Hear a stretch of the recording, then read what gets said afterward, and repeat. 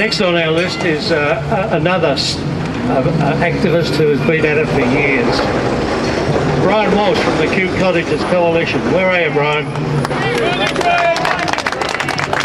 Thanks, Jack. Thanks for coming, everyone. Without you, all those people behind in Parliament wouldn't be there.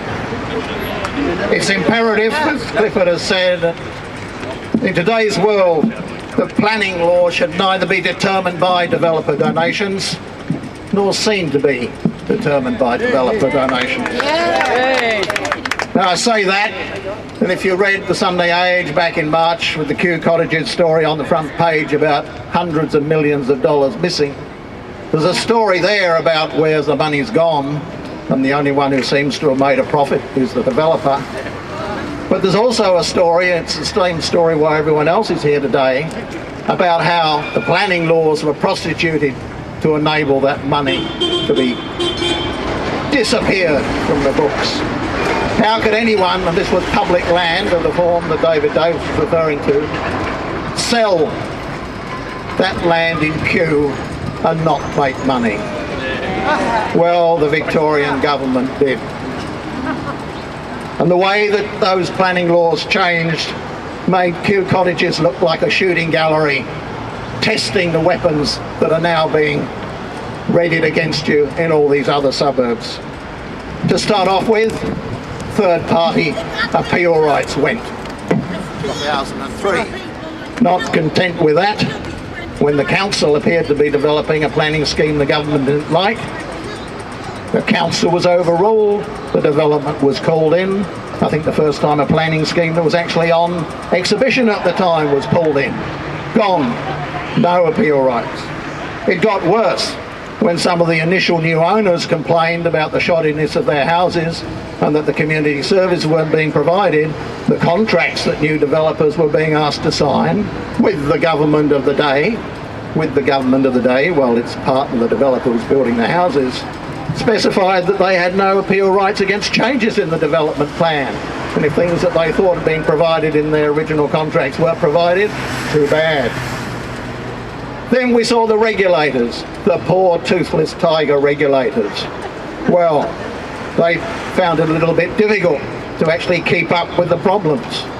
To start off with, the government's tried to stop Heritage Victoria, the state heritage watchdog, having any role at all. When it decided it got one, it still had to admit in 2010 to the Ombudsman that it wasn't funded. It didn't have the resources to take a proactive approach to regulation. It was a bit like having a heritage task force out on the streets and it couldn't book anyone because it didn't know how fast they were going. Well, call-ins for Heritage Victoria to be constituted. The developer thought he was getting it all his own way until Heritage Victoria did not back one of his proposals, the developer's proposals for high-rise. No, this was going to be on heritage parkland, they said. No go. Oh, I'm going to appeal, says the developer. Off to the Heritage Council. Oh, it didn't look as though it was going too well before the Heritage Council. So what does the developer do? Let's get rid of the umpire. Let's reconstitute the Heritage Council. Oh dear. Well, apparently they used to do those sorts of things in New South Wales where the developer came from, but it was going a bit too far here to expect the developer to actually reconstitute and get a new umpire. So he had to withdraw. So the moral at the end of that story is you can protest, you may have all your rights taken away, but it is still worth trying.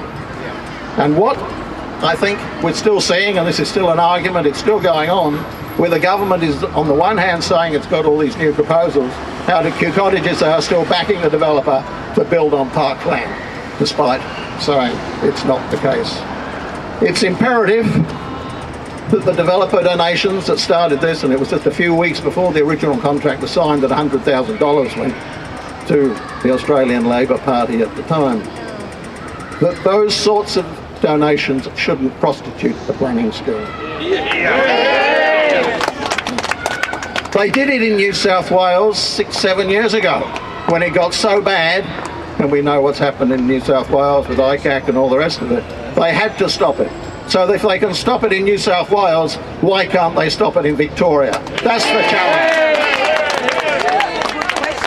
Next year's an election year. Let that at least be one change that'll help everyone. Thank you.